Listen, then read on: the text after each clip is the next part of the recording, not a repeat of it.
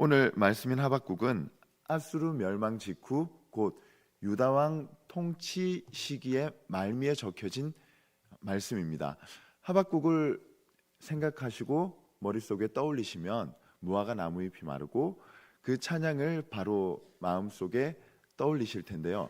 어떻게 하여 하박국이 그런 고백을 할 수 있게 되었는지, 또 이 하박국이 보여주고 있는 특징과 특별함이 무엇인지를 함께 나누어 보려고 합니다. 오늘 1절부터 4절까지의 말씀을 보시면 기존의 선지자들과 조금 다른 양상의 표현이 나옵니다.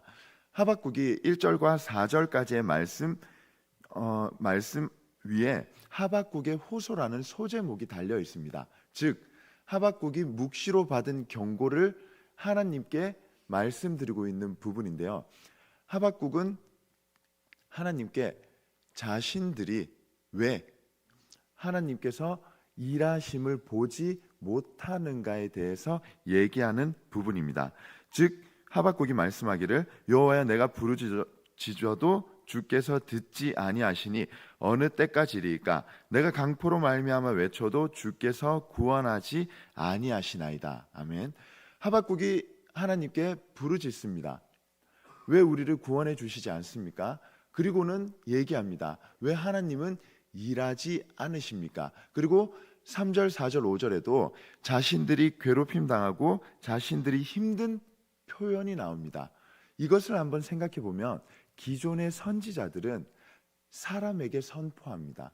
사람에게 얘기하며 사람 보고 돌아올 것을 표현하고 사람들에게 하나님이 말씀하신 것들을 지켜 회복할 것을 얘기하지만 하박국의 이 모습은 사람에게 얘기하는 것이 아니라 하나님에게 얘기하고 있는 모습인 거죠.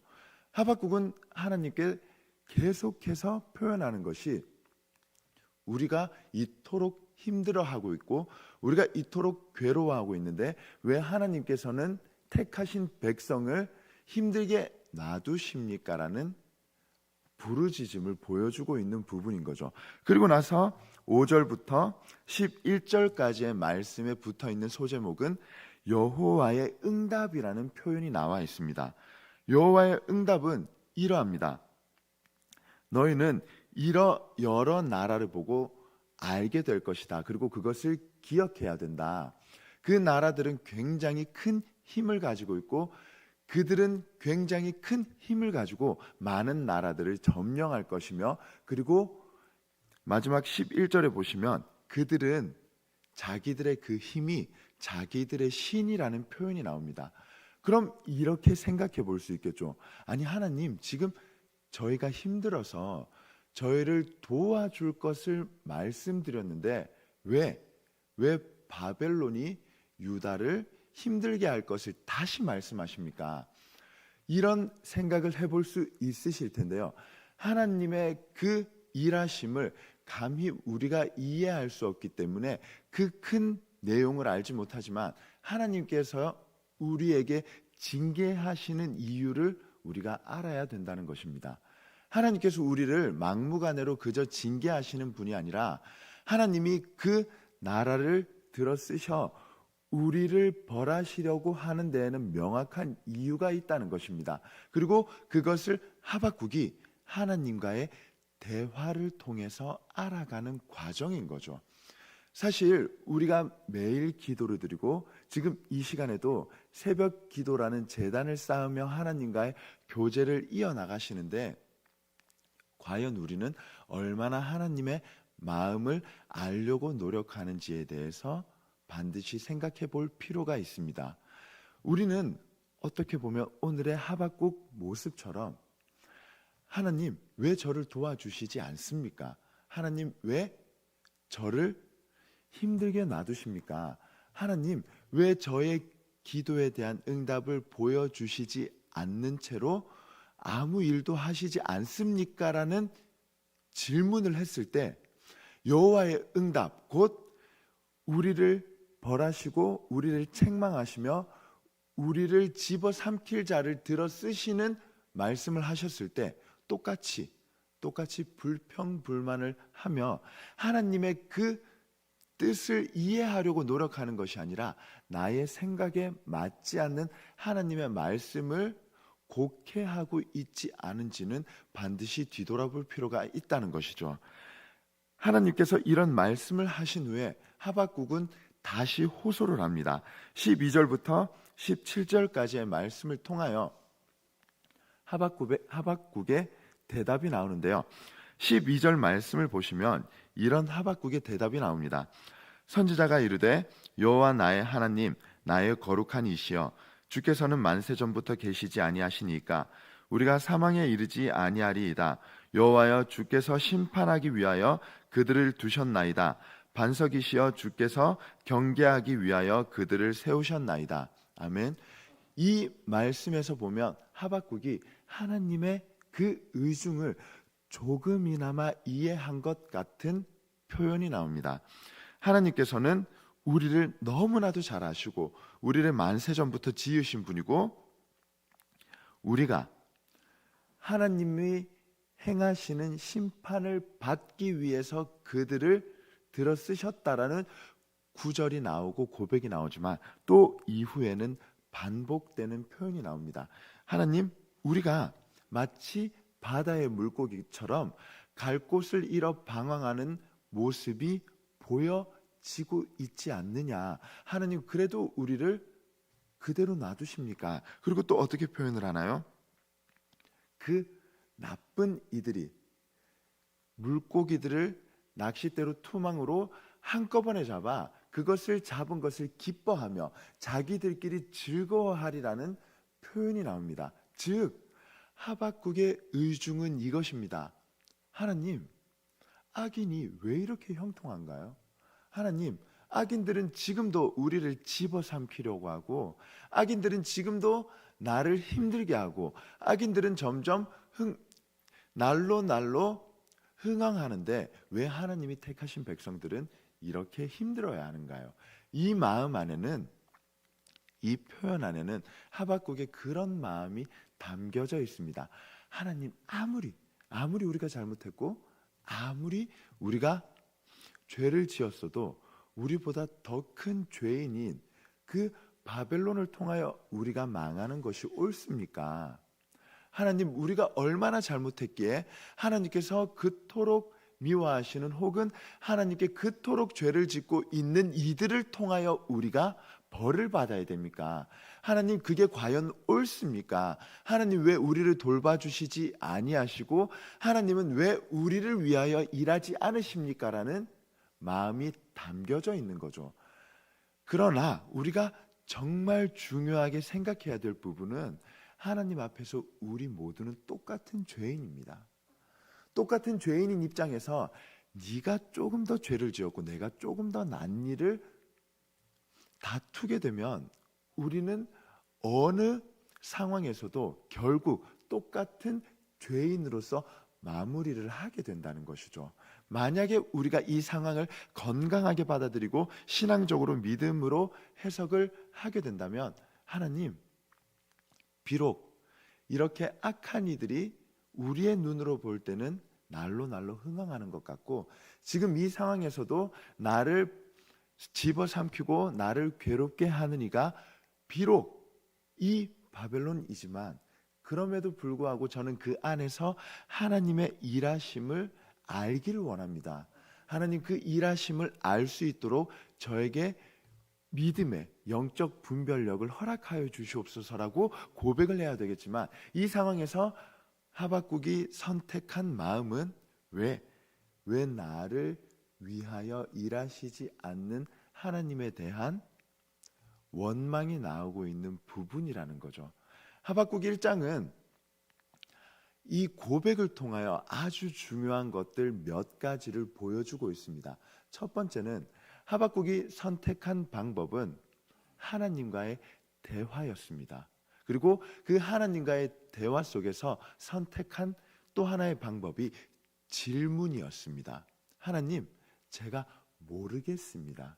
하나님, 제가 알고 싶습니다. 왜 제가 이런 상황을 겪어야 되고 왜 제가 이런 상황 속에서 어려움을 겪어야 됩니까? 많은 분들이 하나님과의 대화 속에서 사실 질문을 잘 하지 못하십니다. 질문을 하고 그 질문에 대한 답을 얻는 것보다는 내가 필요한 것, 내가 원하는 것, 나에게 지금 있어야 될 것들에 대한 쏟아냄이 더욱 많은 게 현실인 거죠. 부모님과의 대화에서도, 그리고 부부 간의 대화에서도, 자녀 간의 대화에서도 질문은 반드시 필요한 부분입니다. 왜 그렇게 생각해? 왜 그렇게 힘들어하는 거야? 왜 그런 마음을 느꼈어? 이런 질문을 통해서 얻는 대답으로 점점 더 관계가 깊어지고 점점 더 관계가 돈독해지는데, 우리는 그 질문이라는 부분을 생략하고 넘어가는 경우가 더 많다는 거죠. 이유는 무엇입니까? 내가 원하는 것을 얻기 위해서, 혹은 내가 하고 싶은 말을 하기 위해서. 그러나 하박국은 하나님과의 관계 속에서 건강한 관계로 질문으로 하나님과의 대화를 이어갑니다. 하나님, 잘 모르겠습니다. 저 이토록 힘들고 저희가 이토록 괴로운데 우리를 택하시고 우리를 사랑하시는 하나님은 왜 우리를 집어삼키려는 자들을 가만히 놔두시고 오히려 그들이 더 강하게 만드십니까? 그런 질문을 통하여 하나님께서 대답하신 부분은 그것인 거죠. 그들을 통하여 그가 너희를 집어삼키는 것을 보며 너희는 깨달아야 될 것이다. 너희의 죄와 너희의 악함과 내가 말하는 것들을 청종하지 아니하는 너희의 모습들을 되돌아봐야 된다. 그리고 나서 12절의 말씀처럼 그것을 잠시나마 알게 되는 하박국의 모습이 나오게 되는 거죠. 이후에는 똑같이 호소하는 모습을 통하여 지금도 힘듭니다. 지금도 괴롭습니다. 하나님 일하여 주시옵소서라는 고백이 나오지만, 우리가 반드시 깨달아야 될 부분은 항상 우리가 하나님과의 관계 속에서 질문과 대답을 통해 하나님의 마음을 이해하려고 노력해야 되는 신앙생활을 이어나가야 되는 것입니다. 하나님의 때와 우리의 때는 결코, 그리고 절대 같을 수가 없습니다. 그리고 우리는 한낱 피조물인 존재로서 그분을 알 수 없습니다. 그렇기 때문에 그를 알아가기 위해서 그에게 간구해야 됩니다. 하나님, 제가 알기 원합니다. 제게 알려주시옵소서. 그리고 하나님께서 우리에게 알려주실 때 우리는 비로소 그분의 마음과 그분의 뜻을 알 수 있게 된다는 것이죠. 세상 속에서 많은 어려움을 겪고 계실 겁니다. 그리고 그 어려움을 만나셨을 때 우리는 똑같이 오늘의 고백이 나올지도 모릅니다. 하나님을 믿지 않는 이들은 저토록 성공하고 저렇게 떵떵거리며 자신의 죄를 심지어 드러내면서까지 당당하게 살아가고 있는데 왜 하나님은 저들을 통해서 일하는 모습을 우리에게 보여주시지 않으십니까? 악인이 저렇게 살아도 괜찮은 건가요? 악인이 저렇게 살면서 나를 힘들게 하는 게 과연 하나님의 뜻인 건가요? 하지만 우리는 그런 고통과 고난 속에서 하나님의 자녀된 것을 기억하며, 왜 하나님은 우리에게 어려움을 겪으며 왜 우리가 그 가운데 어떤 마음으로 성장해야 되는지를 반드시 기억해야 될 것을 마음속에 품고 살아가실 수 있으시기를 축복합니다. 세상에서의 모든 일을 오늘 말씀에서 나오는 것과 연결할 수는 없지만 우리가 가져야 될 마음은 우리의 시각으로 세상을 바라보고 상황을 바라보고 환경을 바라보는 것이 아니라 그 가운데 하나님께서 우리에게 알려주시는 사인을 확인해야 될 필요성이 있다는 것입니다. 그리고 우리의 마음대로 그를 이해하려고 하는 것이 아니라 그와의 대화를 통해 하나님과의 질문과 대답 가운데 우리가 건강한 믿음을 가지고 살아갈 수 있어야 됨을 의미하는 것이죠. 그렇기 때문에 우리는 신앙생활이 즐거울 수밖에 없습니다.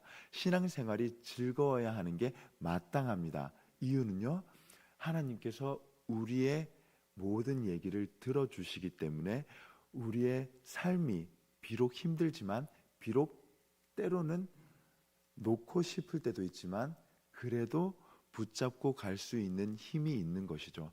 사람과의 관계 속에서도 우리의 말을 들어주는 이가 있다면 너무나도 큰 위로를 받지 않습니까? 만약에 오늘 말씀처럼 하박국이 하나님께 호소하고 하나님께 부르짖을 때 하나님께서 그의 말을 듣지 않으셨다면 얼마나 하박국이 힘들었을까요? 얼마나 하박국이 그 무거운 선지자라는 짐을 짊어지고 가는 순간 내려놓고 싶었을까요? 하지만 하나님은 우리를 얼마나 사랑하시길래 이런 사실 치기 어린 호소에도, 그리고 어떻게 보면 어린 아이의 투정 같은 모습도 다 받아주시며 우리에게 우문현답을 하시는 하나님의 그 사랑을 삶에서 느끼시며 살아가실 수 있기를 예수님의 이름으로 축복합니다. 삶으로 돌아가셔서 이 말씀을 가지고 살아가실 때 아직 하나님을 알지 못하며 악인의 길을 걸어가는 자들에게 우리가 진정한 위로와 다시 한번 돌아올 수 있는 마음을 알려주실 수 있는 축복의 통로로 쓰임받길 축복합니다. 그리고 하나님께서 그런 우리의 삶을 보시며 그래도 각자의 삶 속에서 각자의 선지자라는 일을 행하며 살아가는 우리의 모습을 보시며 부족하지만 연약하지만 그래도 나를 위해 꿋꿋이 하루를 살아가는 모습을 축복하며 또 기뻐하시며 우리의 삶이 하나님께 드려지는 산제물이 되는 모든 신영교회 가족들이 될 수 있기를 예수님의 이름으로 축복합니다. 기도하시겠습니다.